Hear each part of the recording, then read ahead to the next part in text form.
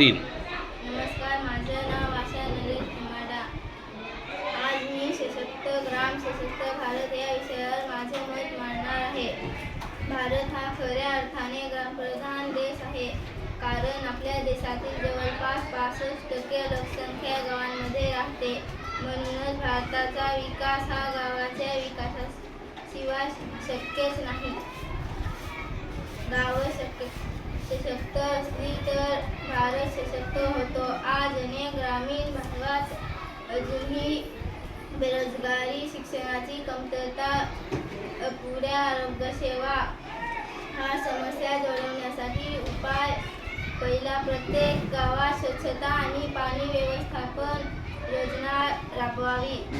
दुसरा, महिला बचत गट आणि युवा संघटनांना प्रोत्साहन द्यावे.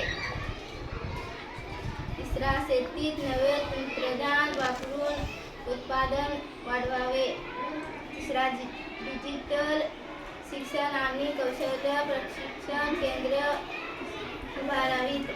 पाचवा, ग्रामपंचायतीने लोकसहभागातून निर्णय घेण्याची सक्रिय प्रक्रिया मजबूत करावी.